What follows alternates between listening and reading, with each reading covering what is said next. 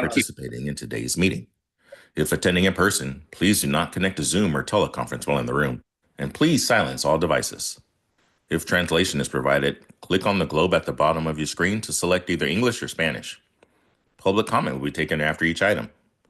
If you're in the auditorium and wish to comment, please use the iPads located in the lobby or complete a blue speaker card as available. If you need assistance, please find a South Coast AQMD employee. Speakers may be limited to a total of 3 minutes or less for all agenda items. Times may be shortened to ensure all speakers can be heard. A countdown timer will be displayed on the screen for each public comment. More time will be allotted for Spanish translation that is not simultaneous. For questions or issues on making a public comment, please call the public advisor at 909-396-3247. That's 909-396-3247. Please adhere to the speaker time limit and treat others with courtesy, civility, and respect.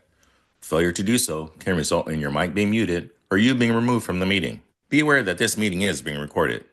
By participating, you authorize recording of audio and visual content presented during the live event and consent to subsequent use of the recording in the public domain by South Coast AQMD.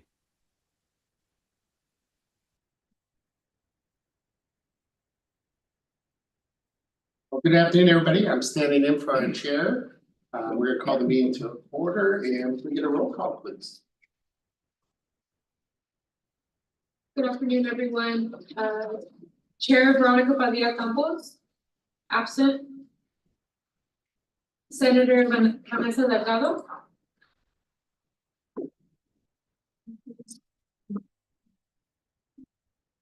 Supervisor Kurt Heigman. Here. Thank you. Mayor Elizabeth Alcantar. Manuel Arredondo. Pamela Atsiri. Here. Thank you. Angie Valderas.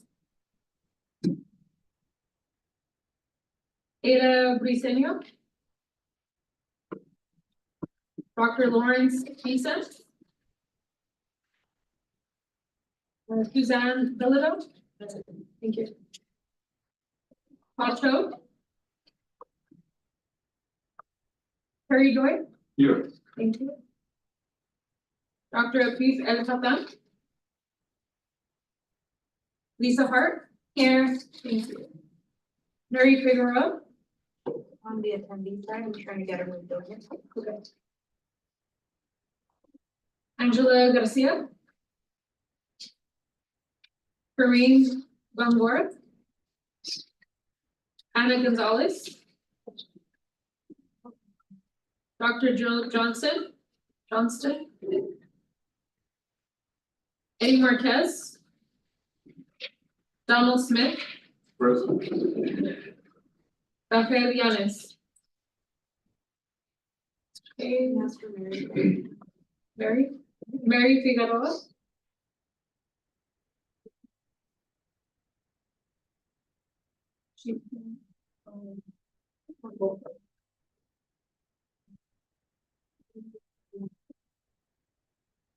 Mary Figueroa.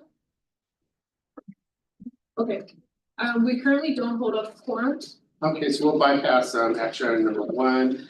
We'll go to item number 2. Any opening remarks? I don't have any. Lisa, you got anything? Okay. So we review the follow-up action items. Back to review, Lisa. Happy to do so. So the action items from the previous EDIC meeting are: number 1, the members have requested an update on crematoriums and the permitting process. And today we have our engineering and permitting division here to present. And the second item was the members have requested an update on Ports ISR. And we have our planning and rules division here to present on that. And then actually it wasn't at the meeting itself, but Lisa Hart had requested a presentation on the proposed amended rules 1111 and 1121 having to do with small space heating and water heaters. And so we provided information by email, and just wanted to highlight for y'all that there is a working group meeting, a virtual meeting on March 6th at 1 p.m. if there's interest in that, and that we'll make an effort. And with that, it's action items. Any comments on that? Since it's a receipt and file or question? We'll move on to discussion item number 3, progress in reducing NOx and PM emissions. And Eric's good. Yeah, Tell us all about that. great, thanks. Good afternoon. I'm Eric Krasky, I'm the program supervisor in our planning division. So I'll be providing an update on progress in reducing NOx and PM emissions in the South Coast Air Basin. So, next slide. I'll begin by discussing how ozone and PM 2.5 are formed in the atmosphere, health effects associated with exposure to those pollutants, and air quality trends. Then I'll be discussing how NOx and PM 2.5 emissions have been reduced over the past 2 decades, as well as the regulations and programs that have contributed to those reductions. And then I'll briefly touch upon the 2022 Air Quality Management Plan NOx control strategy to meet the 2015 ozone standard by 2037. Next slide.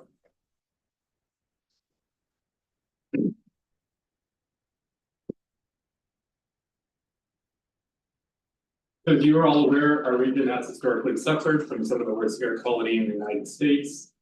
Despite significant progress, our residents still breathe the worst ozone and among the worst PM 2.5 levels in the nation. Next slide, please. So ozone isn't directly emitted, rather it's formed through the reactions of precursors, namely volatile organic compounds or VOCs and nitrogen oxides or NOx. So VOCs and NOx are emitted by a variety of sources, mobile sources like trucks, ships, and aircraft, stationary sources like refineries and power plants, biogenic sources like trees, shrubs, and soil, and wildfires. So in the presence of sunlight, VOCs and NOx undergo chemical reactions, resulting in the formation of ozone. So unlike ozone, PM 2.5 can be directly emitted. However, it's also formed through the reactions of precursors. You'll recognize 2 of those precursors. So NOx and VOCs also contribute to PM 2.5 in addition to ozone. However, PM 2.5 also has ammonia and sulfur oxides or SOx as precursors. So in our basin, about 2/3 of the PM 2.5 is formed through the reaction of the precursors, and the remainder is directly emitted. Okay, so the reason that we care about ozone is obviously because of the health effects, which include airway inflammation and damage, aggravation of various respiratory diseases, including asthma, increased susceptibility to infection, and in some cases, premature death. All right, so PM 2.5 is so small that you can't see it. And because it's so small, it's able to penetrate our body's defenses, lodge itself deep in our lungs, where it can cross into the bloodstream and wreak all kinds of havoc. So PM 2.5 exposure is associated with adverse cardiovascular and respiratory health effects, including asthma, lung cancer, and premature death. There's also evidence suggesting a link to cognitive and developmental effects, metabolic diseases, etc. Because of all of these diseases, and especially because it's associated with premature death, exposure to PM 2.5 is what drives the majority of public health costs due to air pollution in our basin. So here we're seeing the levels of both 1-hour and 8-hour ozone since 1980 in the South Coast Air Basin. So clearly, very dramatic improvement in ozone over this time period. However, I will note that we are not in attainment of any ozone standards, including that 1979 1-hour standard. EPA recently proposed a finding of failure to attain for our 1997 8-hour standard. And so the other thing I wanted to point out here is that ozone levels have reached a plateau in the past 10, 15 years or so. And I'll be getting into the reasons behind that in a couple slides. So even though ozone has reached a plateau, that doesn't mean that we're not reducing emissions. Of course, emissions continue to go down. So these are NOx emissions in the basin since 2000. So very dramatic improvement in reduction in NOx emissions. The other thing I want to point out is that most of the NOx in our basin is actually emitted by mobile sources. So trucks, ships, aircraft, off-road equipment, and other on-road vehicles contribute about 80% of the NOx, and stationary point and area sources, which is the primary regulatory purview of the South Coast Air Quality Management District, contribute 20% or less of the emissions. All right, so here we're just seeing a comparison of how annual average NOx concentrations measured at our monitoring sites compare to the trend in NOx emissions, and we can see that in general, NOx concentrations are following in concert with NOx emission declines. All right, so let's take a closer look at what's been going on with ozone over the past 10, 15 years. So again, it has sort of leveled off, or in some cases reversed. It's not because emissions aren't going down. Of course, VOC and NOx emissions continue to decline. But there are actually a couple factors behind this. So the first is adverse weather. We're experiencing a lot more hot days that last for longer durations. We're seeing less ventilation, more stagnant conditions. All of these factors contribute to elevated ozone concentrations. In addition, we know from the chemistry that in some cases, when you reduce NOx, you actually increase ozone in some areas of our basin. So there is sort of this nonlinear effect. And so what we also know from the chemistry is that when we reduce NOx enough, further NOx reductions will improve ozone. So our modeling is able to capture that chemistry. And it does show us that NOx is the key precursor that we need to control to reduce ozone in our basin. All right, so now we're going to look at PM 2.5. So this is the trend in PM 2.5 averaged over a 24-hour period. Clearly significant progress has been made. The most recent standard was set in 2006, 35 micrograms per cubic meter. And so we're actually in attainment of this standard. And so we'll be developing a redesignation request and maintenance plan later this year for this standard. All right, so now we're looking at PM 2.5 averaged over an entire year and the trend since 2001. Again, significant progress on PM 2.5. We actually are in attainment of that 1997 standard. We just submitted a plan to EPA last year to showing how we're going to meet the 2012 standard by 2030. And then regarding the 2024 standard, we haven't been designated as a non-attainment area yet. However, we do expect that EPA will designate us as non-attainment next year, and that will kick off the process to develop an air quality management plan to address attainment of that standard. Okay, so now we're looking at how direct PM 2.5 emissions have changed since 2000. Definitely a steady decline in PM 2.5, although not quite as dramatic as what we saw with NOx. The other thing to note here is that it's actually the stationary sources that contribute most of the PM 2.5. So the key categories that we look at are commercial cooking, residential wood combustion, and road dust. The mobile sources contribute only a small portion of the direct PM 2.5 emissions, but that's not to say that reducing NOx emissions from mobile sources isn't also important for PM 2.5 because, of course, NOx is a precursor to PM 2.5. So this slide is really helping drive home that point that I just made there. Recall that about 2/3 of the PM 2.5 in our basin is emitted or is formed through the reactions of precursors, including NOx. And so while direct PM 2.5 emissions have only declined by 25%, we've seen a reduction in annual PM 2.5 levels of 60% since 2001, in large part due to the reductions of precursors, including NOx and SOx. So now I want to pivot and discuss some of the regulations and programs that have contributed to these emission reductions. So the first one I'll talk about is South Coast AQMD's Regional Clean Air Incentives Market, or RECLAIM. RECLAIM is essentially a cap and trade program for large stationary sources. And it's played a pivotal role in reducing NOx emissions. So our governing board has adopted a series of NOx shaves, the first one in 2005 and the second in 2015. And that resulted in a 62% reduction in reclaimed NOx emissions by 2011 compared to 2000 levels, and a 75% reduction by 2022 compared to 2000. In addition, our 2016 air quality management plan committed an additional 5 tons per day of NOx reductions from reclaimed by 2025. I also want to mention Rule 1109.1 for petroleum refineries and related operations. This rule targets a further NOx reduction of about 8 tons per day from refineries by 2035.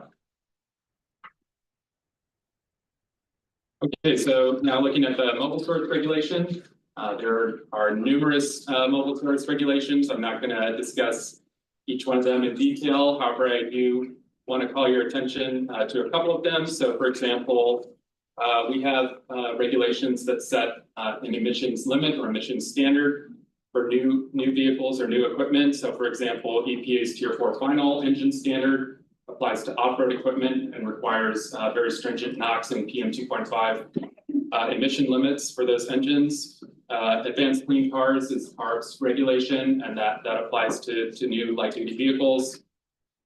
We also have in-use regulations. So, for example, CARB's truck and bus regulation has achieved significant NOx and PM 2.5 reductions by requiring all trucks to operate with a 2010 or newer model year engine. And then there's, for example, the Clean Truck Check program, which is similar to a smog check for cars. So it's not just rules and regulations that contribute to emission reductions. Incentive programs also play a key role. So some of the larger incentive programs include Carl Moyer and Prop 1D. These target heavy duty vehicles. We also have our AB 617 Community Air Protection Program. And there is one statewide program targeting zero emission light duty vehicles through incentives. Okay, so now I'll just briefly touch upon the future of NOx emission reductions in our basin. So in 2018, NOx emissions stood at 351 tons per day. Just accounting for the rules and regulations that have already been adopted and their ongoing implementation, we know that NOx is going to be reduced down to 210 tons per day by 2030 and 184 tons per day by 2037. Now that is not sufficient to meet air quality standards. We know we have to do more than that. So for example, that PM 2.5 plan that I mentioned earlier that we submitted last year, that's targeting NOx reductions of 176 tons per day by 2030 to meet that 2012 annual PM 2.5 standard. And then our 2022 air quality management plan is targeting a NOx level of 60 tons per day by 2037 to meet the 2015 ozone standard. Our 2022 AQMD found that the only way that we could achieve that level of NOx is through the broad economy-wide adoption of zero-emission technology wherever feasible. All right, so in summary, air quality improvements have been driven by significant reductions from stationary and mobile sources through both regulations and incentives. Although NOx reductions will further reduce ozone and PM 2.5, meeting the 2024 annual PM 2.5 standard will require significant additional emission reductions, especially direct PM 2.5 sources. And then, as I just mentioned, zero emission technology will be critical to meet air quality standards in our basin. All right, thank you for your attention. That concludes my presentation. Eric, any questions? Yeah, please. On page 7, direct PM 2.5 emission change. I noticed that cooking seems like it was a large contributor. Cooking. Yeah, definitely. So one of the main contributors in the cooking category is from charbroilers. So yeah, in restaurant under fire charbroilers, as well as chain-driven charbroilers, although to a lesser extent, because chain-driven charbroilers, actually, most of them operate with catalytic oxidizers that control PM 2.5 emissions, but under fire charbroilers really don't have any control on them. Then on page 5, it was NOx emissions. Can you repeat what the percentages were? Oh,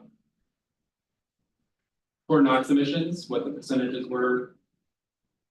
Yeah, okay. Oh, so yeah, about 80% of the NOx is emitted by mobile sources and 20% is emitted by stationary, approximately. So of those mobile sources, can you break them down?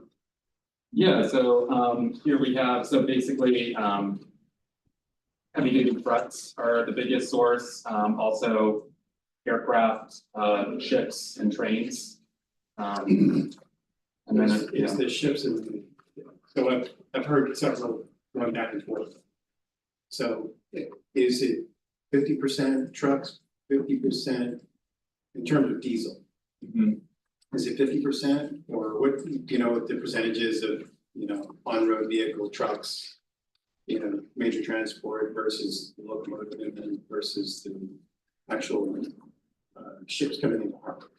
So we do have a detailed emission inventory available on the website that shows the exact amount of emissions we estimated upon the ships, trains, aircrafts, heavy duty trucks, passenger vehicles and stationary sources, etc. So we can share that the link with everybody so it can be very clear. In general, on-road sector accounts for approximately 40% of total NOx emission. Then out of 40%, probably approximately 80% would be heavy duty vehicles. And then the other 40% is off-road. So off-road meaning that includes ships, trains, and aircrafts, etc. But that composition changes in the future years because on-road sector gets cleaner and cleaner faster than the off-road sector. And then the trains and ships and aircrafts, you know, do not go down a lot of so their contribution role. Great, and that brings me to my next question. So given the current regulation and the pullback of, you know, various funding and whatnot for the advancement of, you know, electric vehicles, incentive funding, the possible, you know, elimination of funds for the rollout of electric vehicle charging stations throughout the nation. I mean, it really puts a hamper on, of course, you know, I think your presentation, but I take it your presentation doesn't account for what's happening currently. And then, of course, does anybody have an update or know what the current state of the union, so to speak, is in regards to daily? Yeah, I hear you. Yeah. We do have some high level meetings in the very near future with the Minister of EPA. I suspect there'll be movement on both sides, probably some of the source of fundings, as well as some of the current procedures in place. And that's what we'll talk about. No one knows. And then the rolling back of the ability for the state of California to you know, advance this stuff. I mean, the state, you know, I'll let my attorney speak, I'm a recovering legislator, I can say that generally the most restrictive rule prevails, so the defense come back and say they want to reduce a little bit here, but the state of California still wants to go full speed. They can do that, just may not get any funding for it from the federal government. So we could still do that. Good. It depends also what the governor has to do with administration on other issues, so I don't think anything's in a vacuum. So let's see. Thank you. Yeah, but every day is something different. Gary, trying to stay. I think I could probably get into a 2-hour discussion about this kind of stuff, but maybe I can talk to you offline about it. What's glaring to me is that it seems like cars have very little to do with emissions. Is that correct? This respectively disagree with that. The cars contribute 40% of the total NOx emissions. Oh, it does. Okay, I'm sorry, I missed that. It just seems like, okay, it's diesel trucks, the buses. Yeah, I didn't hear that part. Okay, it is cars that contribute 40%. Okay. But the cars meaning passenger cars Yeah. and then the heavy duty trucks, all of them. Compared to heavy duty trucks. But then compared to heavy duty trucks, passenger cars contribute, let's say, 20 be 10 to 20% of the entire mass pollution, so it 10 is to 20%. smaller, yes, smaller fraction. Okay, 10 to 20% of the port. I'm sorry, could you repeat that? 10 to 20% of the NOx emissions coming from passenger cars. Okay, that's what we're talking about. And that's of the 40%. For the of the on-road vehicle. I think between your basin order, the exact percentage I can provide after I can provide, but then it's still, yeah, that's why I'm saying 10 to 20%. 20% of the basin quarter. But yeah, I mean, no, 10% of the basin quarter, it could be 20% of the on-road pie. Percentage. 20% of the on-road pilot? Yeah. That makes me. So That helps. They put a lot of graphs online too, so get the link, it's got every little pie chart there is. Yeah, that's why I'm glad to hear the experts talk about it, because reading those graphs, I can interpret it one way, but it might be incorrectly interpreted.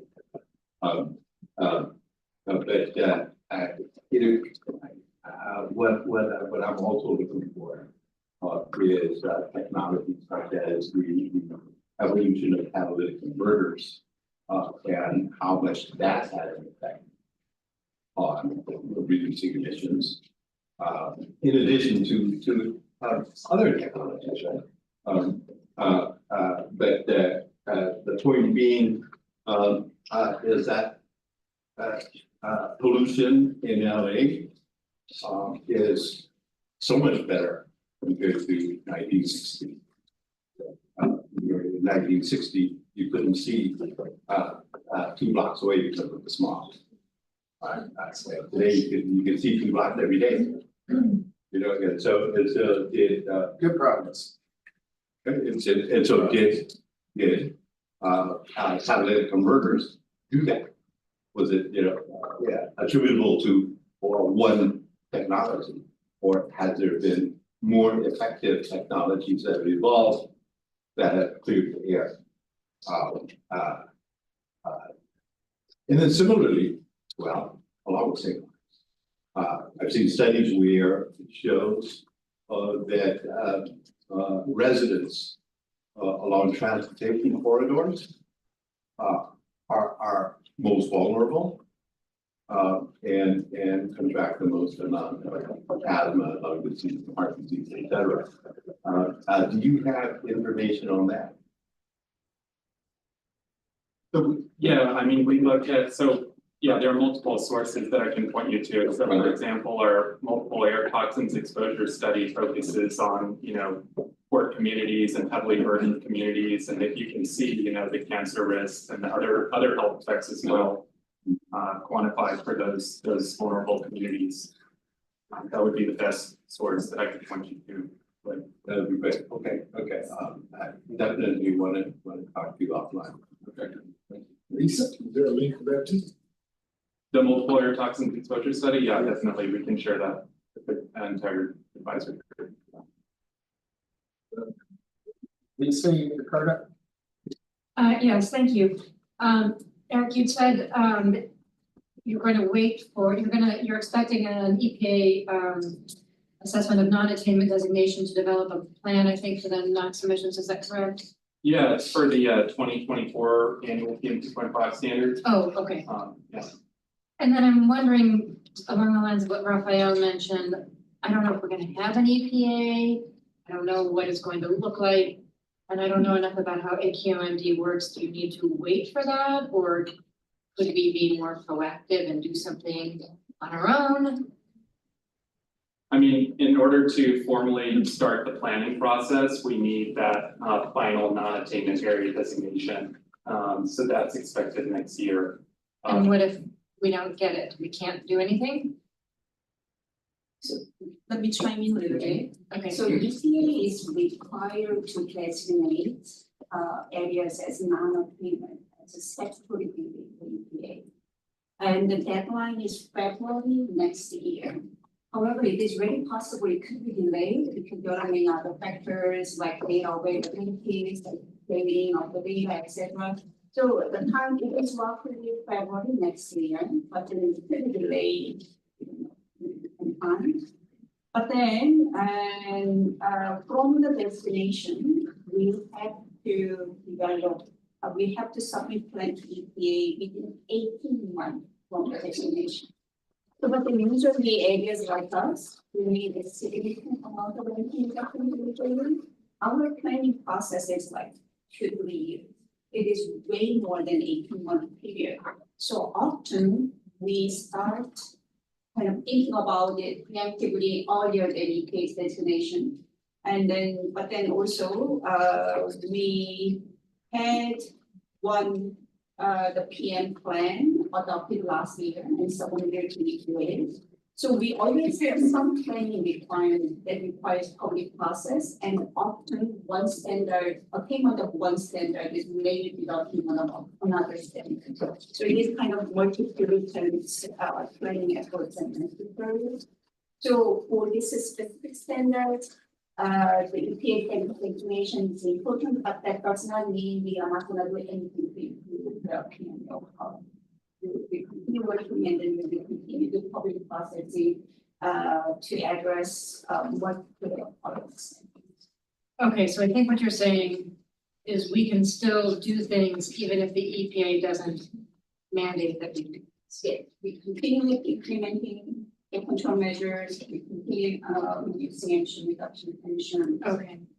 Okay, because I'm not sure that we're going to be able to rely on the EPA to tell us to do things.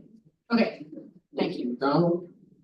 Well, I just wanted a little confirmation on the website links for the breakdown of the NOx emissions and the risk of healthcare by traffic corridors. Would that be updated at the next meeting, or would that be? I think staff's gonna get it out to everybody. Yeah, we'll just email them. Yeah, those emails.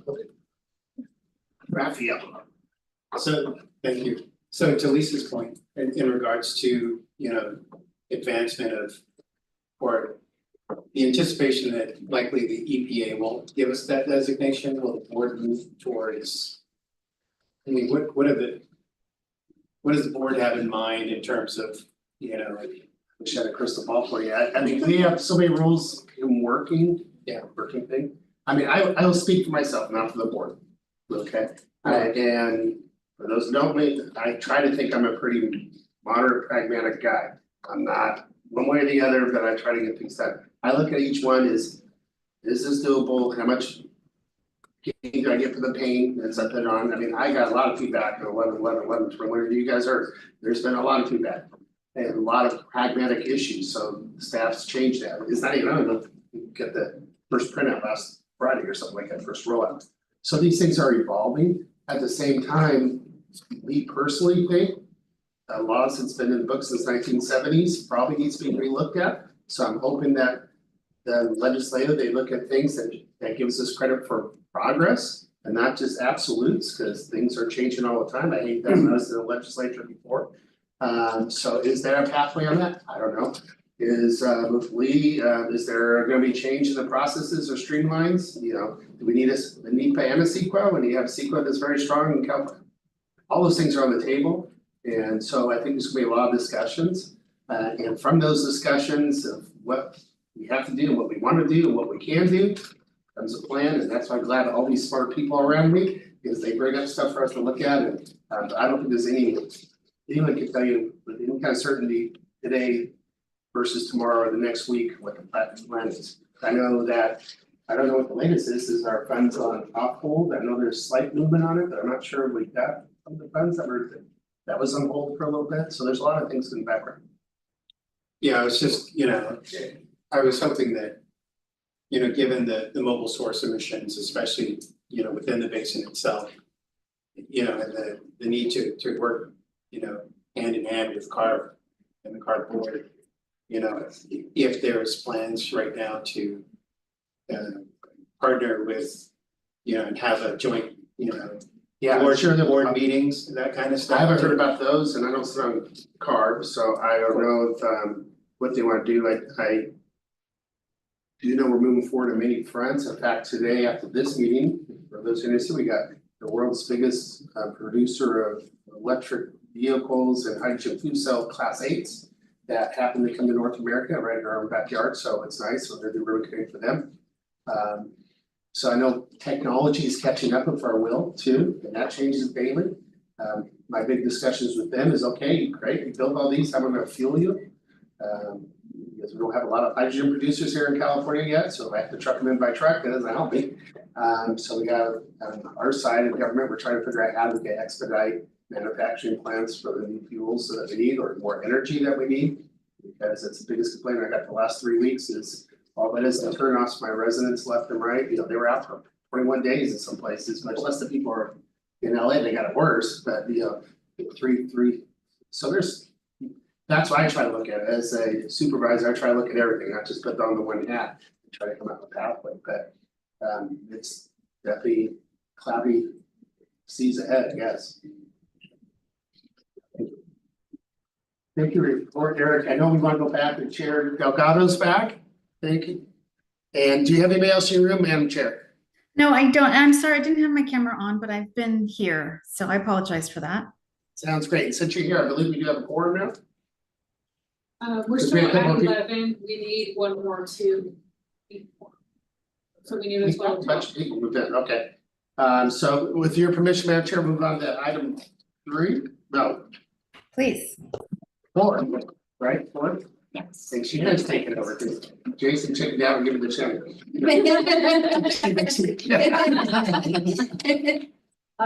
Good afternoon, everyone. My name is Shannon Lee. I'm an engineering manager within our engineering and permitting division. And we're going to go over kind of the permitting basics of crematories. So to start, a little background of the AQMD. We're a multi-county air pollution control agency. We cover LA County, Orange County, Riverside, and San Bernardino County. We have a population of about 16.8 million under our jurisdiction, which is about half the population of the state of California. We cover an area of a little over 10,000 square miles, and within our jurisdiction, But only half the same. You make me look too skinny there. Within our agency, we regulate about 26,000 stationary sources and have about 66,000 active permits. Our mission is to clean the air and protect the health of all the residents within our basin. We do this through practical and innovative strategies. We're responsible for regulating air pollution units to make sure they meet state and federal air quality standards. Specifically in the engineering and permitting division, we have the responsibility for evaluating and permitting equipment which emits or controls air pollution. We have to make sure that all of the units comply with our own rules and regulations, plus the state and federal rules. Our compliance division, Office of Compliance and Enforcement, and their inspectors do go out periodically to inspect these facilities to make sure that they are operating in compliance with permit conditions and those state and federal regulations. A little bit more about the permitting process. A facility would submit a permit application to us to request a permit for a piece of equipment that emits or controls air pollution. Once they do that, staff evaluates potential emissions, health risk assessments, and ensures compliance with all local, state, and federal rules and regulations. From there, a permit is issued to the facilities with conditions to make sure they do comply with those regulations. I want to note that these air quality permits are specifically for air quality only. So each facility is responsible to get their own land use permits or approvals if necessary. As you can see on the map here, we have about 222 crematories permitted in our basin via 88 facilities. The human crematories are the red triangles, and we have 159 of those, and the 63 animal crematories are depicted with an orange square. We kind of did a blowout a little bit of the city of Colton and that AB 617 area there, and you can see the human crematories around that area. All of the crematories in our basin are required to operate exclusively using natural gas. So onto the crematory process. So every crematory consists of 2 chambers, a primary chamber where the cremation occurs and a secondary chamber, which is really the emission control. So to start, the secondary chamber is heated to about 1500 degrees Fahrenheit. And once it reaches temperature, the remains are placed in the primary chamber for 60 to 90 minutes, depending on size. During that cremation process, any emissions that are generated, that could be a toxic air contaminant, smoke, odors, are vented to the secondary chamber where they're destroyed, basically incinerated, and anything remaining gets vented out through the stack. From there, once the cremation process is over, any remaining ashes are pulled from that primary chamber. I'd like to note, though, that every crematory does have an interlock system. That means the primary chamber cannot be operated unless that secondary chamber is hot enough at that 1500 degrees. If it's not hot enough, they won't let that primary chamber start the proper emission destruction. There are many rules that apply to crematories at our agency, but I think the 2 more critical rules are Rule 1147 and Rule 1401. Rule 1147 is for miscellaneous combustion. It really focuses on NOx and CO. It requires that every crematory meet 30 ppm NOx and 1000 ppm of CO. However, in lieu of meeting those limits, a facility may opt to take a more stringent 1 pound per day NOx limit. For Rule 1401, this focuses on toxic air contaminants for new and modified sources. This rule establishes a risk threshold for different units. If the unit does surpass those thresholds, either they have to add additional control or limit their production. In the case of crematories, those thresholds are maximum cancer risk of 10 in a million and a non-cancer hazard indice of 1. A little bit more about the health risk assessment. The health risk assessment estimates a chance a person will experience a health effect from the emissions of air toxic contaminants from the unit or the facility. To do that, to run that analysis, we follow the procedures established by OEHA, the State of California Office of Environmental Health and Hazard Assessment. Through that procedure, we do have to base our calculations on the closest worker and the closest sensitive receptor. A sensitive receptor could be a residential home, a hospital, a school, etc. We also assume that a person is standing outside, exposed to the highest level of emissions from that unit for 24 hours a day, 7 days a week, just to be conservative for that.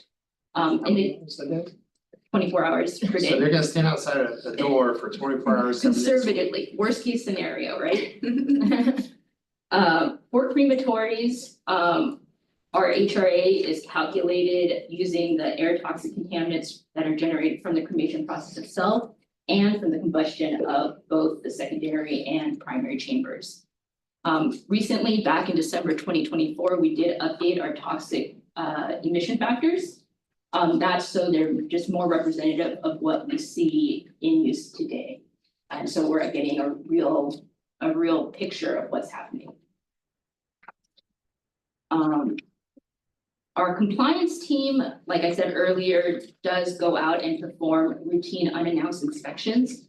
That's to ensure that every facility and every unit is operating per their permit conditions and complying with local, state, and federal regulations.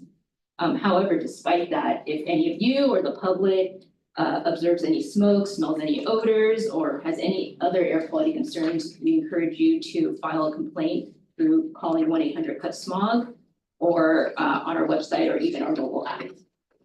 Typically with these complaints, our inspectors do follow up with these. For more information on pretty much every facility or piece of equipment, you can go through our website through our Find web application. There you could search for a facility's permits, emissions, compliance history, and it's available to you. You can search many different ways, kind of from the screenshot. You can search facility name, address, application number, facility ID. Try to help you find what you're looking for.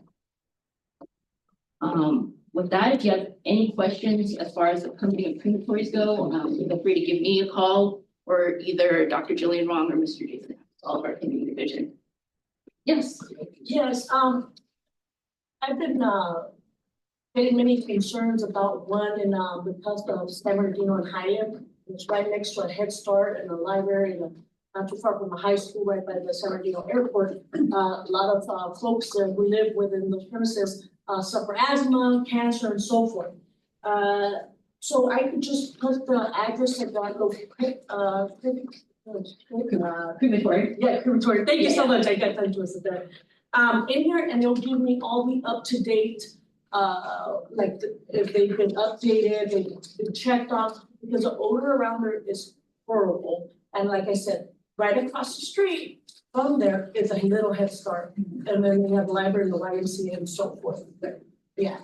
So, Yeah, I'm sorry, go ahead. No, I'm Jason Asphalt at the over engineering.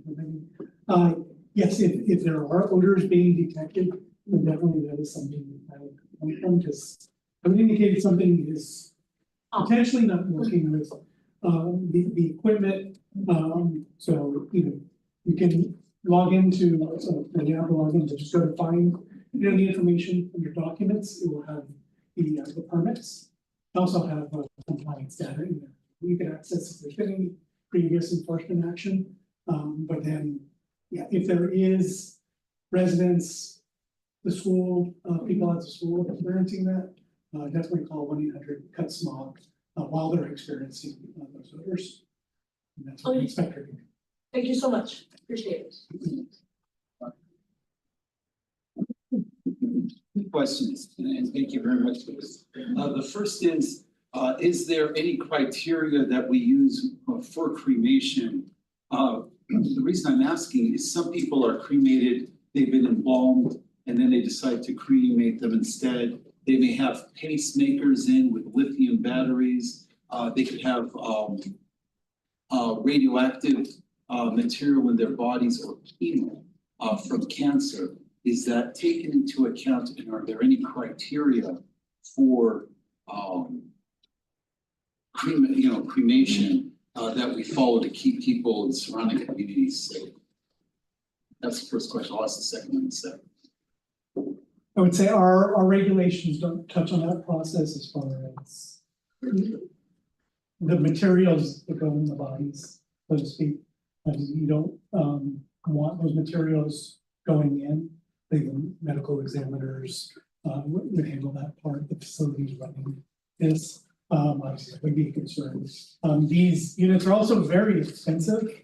The facilities themselves don't want any material that won't combust or cause problems in their process in there at all. So they're not allowed further permits to put those materials in there. So the emission factors would use that out because they're not supposed to put it in. So I think it would be a violation of the permit. They know they're there. So yeah.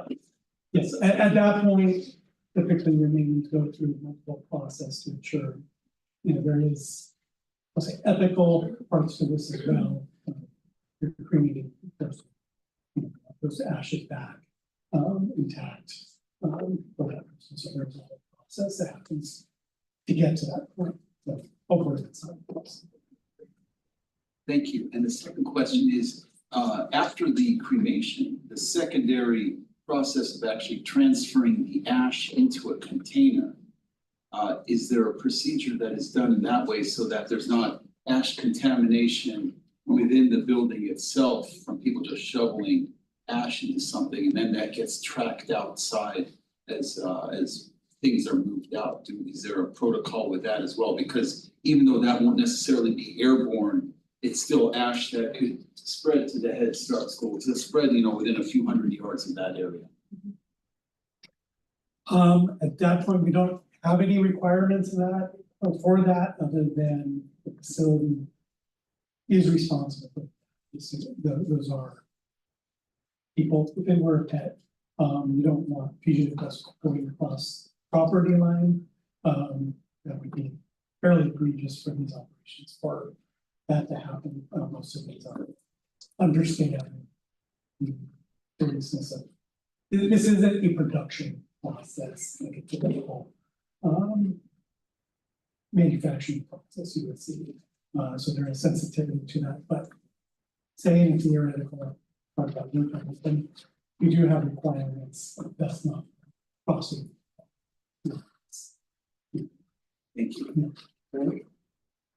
Yeah, so thank you so much for the presentation. I'm the one that requested this because we have been receiving a lot of complaints from Colton residents about a particular crematorium that's coming in, and there is some shadiness about the whole land use process and also the AQMD permitting.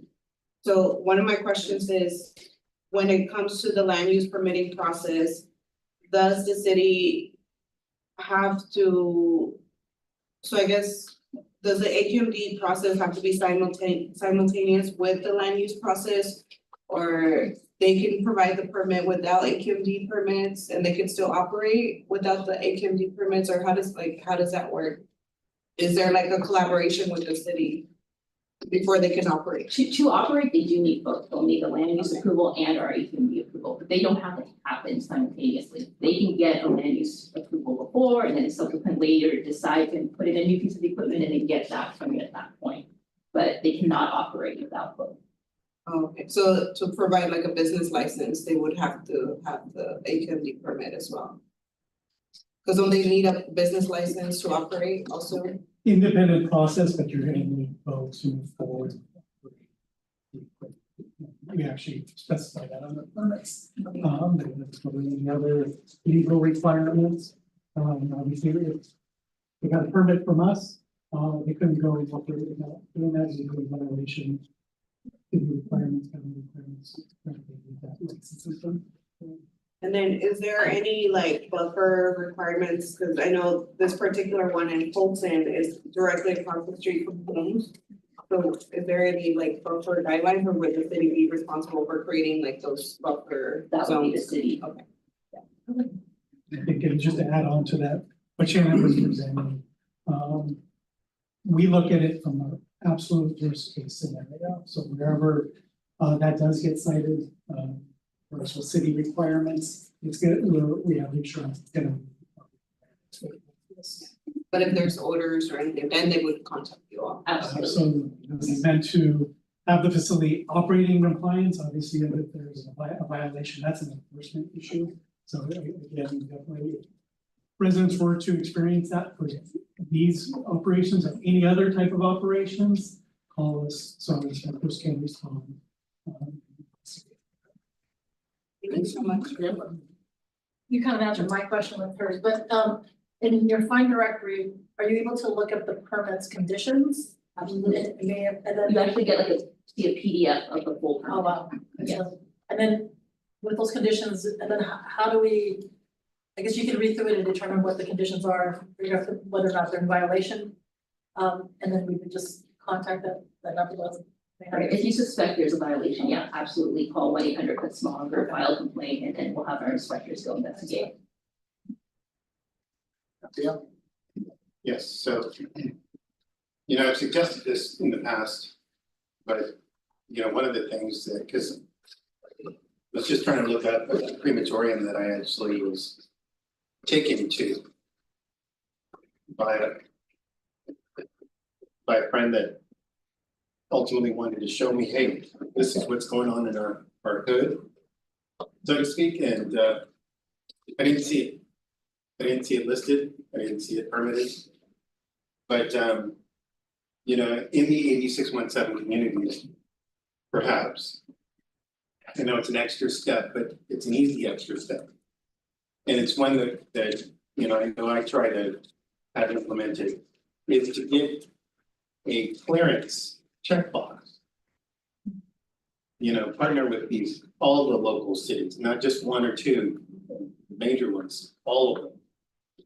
And getting a building and safety checkbox. So that way their occupancy for the facility or whatever, it's a part of their process, right? So that way, if they can't get a permit to operate from you guys, they don't get a release on their operations. I'm just saying for the practical side of being a local government for a long time, you have two different things. You have the permitting process, and then you have the enforcement process. So I permit someone to buy a house and they moved in 3 people in the garage, that's an enforcement issue. I never permitted them to use it. Same thing if you have a illegal, business operating, whatever it is. And we would address that through code enforcement, either through the city, the county, or whatever agency oversees it. But a lot of times with the checklist coming out, okay, everyone's good going out, then we have to revisit. It's important that our residents do complain when they see things that don't look right, because we may not know about it. I'm just thinking about my one little county, 22,000 square miles is a lot, right? There's a lot of land out there. We're trying to figure out how we can cover it most of the time. So we are mostly complaint driven when it comes to, enforcement actions. Yeah, but unfortunately, I mean, a lot of times the city will know about it. And, not tell the agency and just hope that the business does what they need to do and move through that process, but. I was just saying specifically. So you're asking for this local government to double check. To make sure that you guys have a clearance. Yeah, AQMD does a clearance or something like that, but I think the clearance comes with equipment, right? So we actually, under a small business assistance, the public affairs group, we do have a permit cross-check system, a checklist for municipalities come in and that staff will go through and make sure that all the checks for AQMD permits or if they need permits. So that is in place. Well, see, that's the other, that's the thing, it's just not on just this one issue, I mean, there's a lot of other issues and whatnot, because I've come across, some of these businesses that are polluting into the neighborhoods and all that other stuff. And when I dig deeper and find out, how did they, come about, how did they even get a permit to operate, within the city, and then find out that a lot of times businesses may not even know that they need to get an AQMD permit. And so that's what I was talking about in terms of making sure that you guys, make sure that staff is going out and actually talking, because the turnover rate, a lot of these cities, I mean, they might have a rotation program where, somebody might be on the counter for, X amount of time, and then all of a sudden there's a turnover and they not have a formal checklist. So if staff is continuing to go out and continuing to partner with these, local municipalities and building and safety offices, I think we can make a significant difference, especially in the EJ communities. So that way we're not bringing more businesses in that ultimately contribute to the problem. So Raphael, I think speaking to that point, in legislative and public affairs, our small business assistance program. So that's something that we're working on right now is our SBA team will go out with our geographic outreach staff people, meeting with the cities and providing their air quality permit checklist. So that's an ongoing effort. We do that on a regular basis, but we're going to be ramping up and going to the city, making sure that they're fresh and we have all of our requirements. How often would you say that you guys currently make that round, if you will? So it's been on an ongoing basis, but we're going to be ramping up that effort and making sure that we have a regular staff. Thank you. Here. Not to minimize the issue of inventory, but just to put it into perspective in my own mind. How compared to oil refineries, how much do inventories pollute the air? If you're making that comparison, I would not say minimal, but probably orders of magnitude less. These are minor emission sources, whereas a refinery And that's tons and tons of Title V under federal permitting. These are less than a ton of NOx and volatile organic compounds each year. Yeah, and some of them even say below potential limits. And it's just the other part of it is toxins. But even there, I would say much smaller magnitudes. Yeah, and you're talking single units, maybe a few at a facility, but much less number of devices. Yeah. Real quick, I don't know if you mentioned if there was buffers, because obviously we don't have buffers when it comes to warehouses, because we have them at every corner of the island.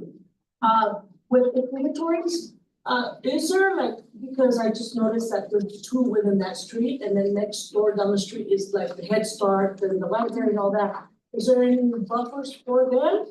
And I'm sure like minimal toxins, but when you're right next to Head Start with the children, like you're starting to do out their lungs, and you have the YMCA there, and for folks and families gather, whether it's minimal or not, to a oil refinery, we're still tainting people's, lungs, especially these young kids. And like I said, they're sitting right next door to each other on the street.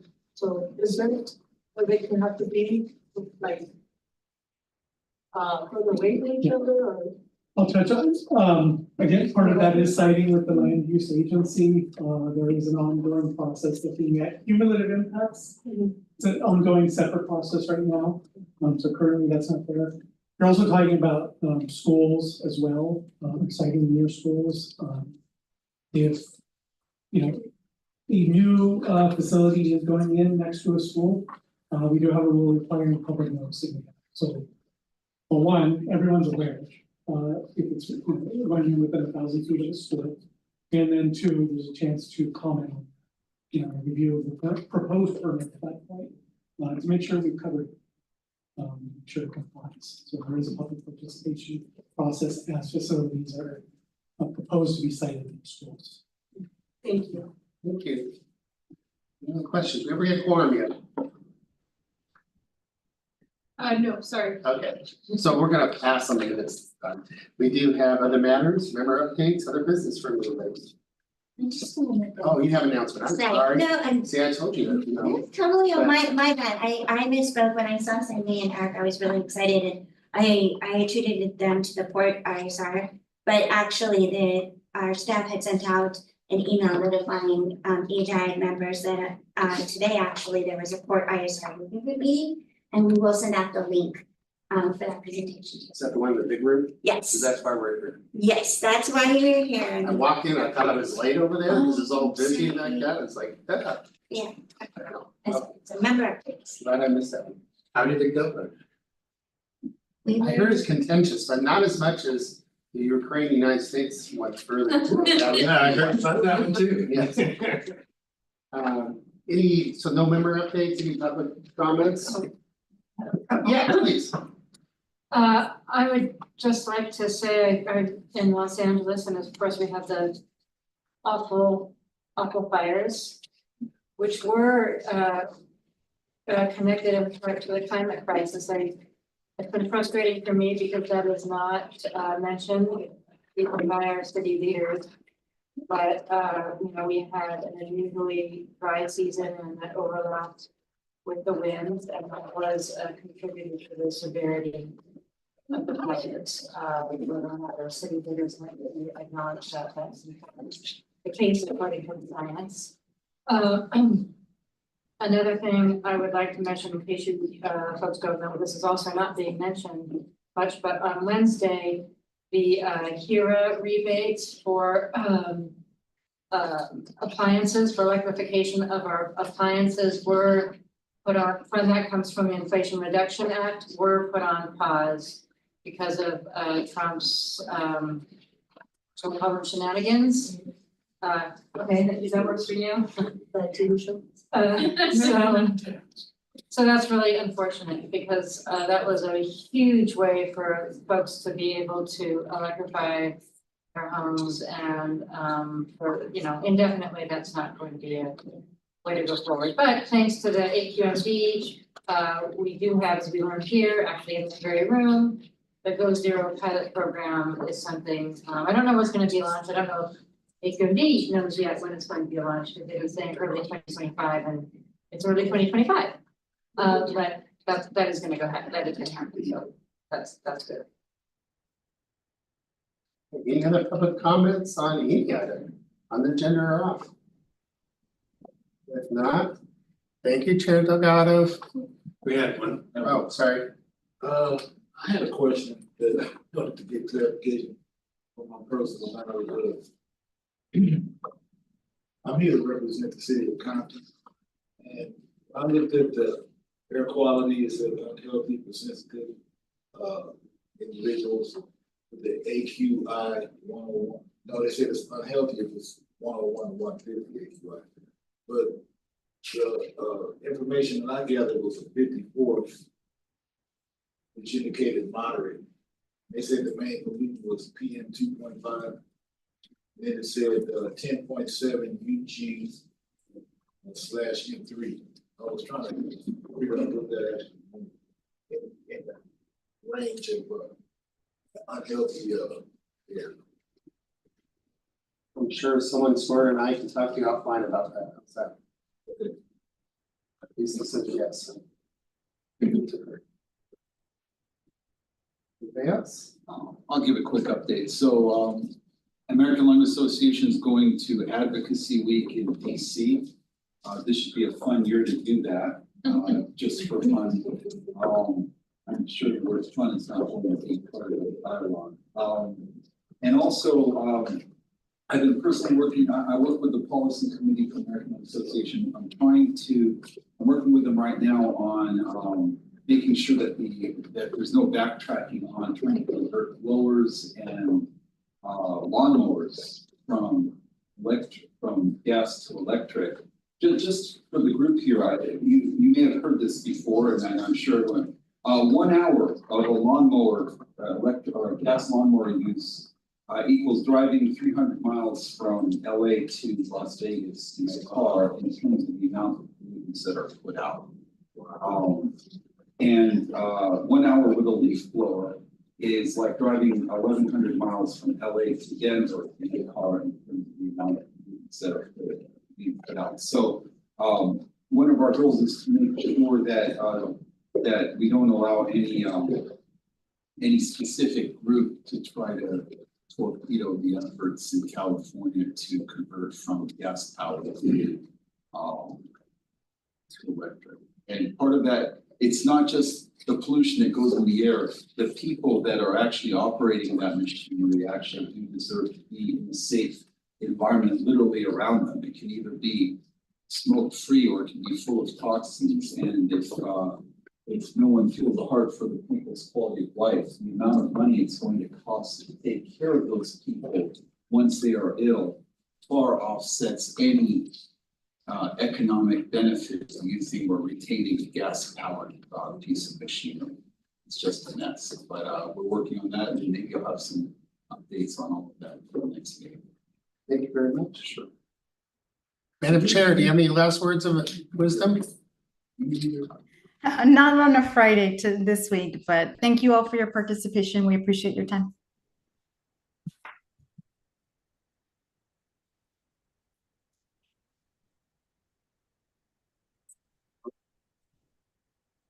Ronald, did you have any? I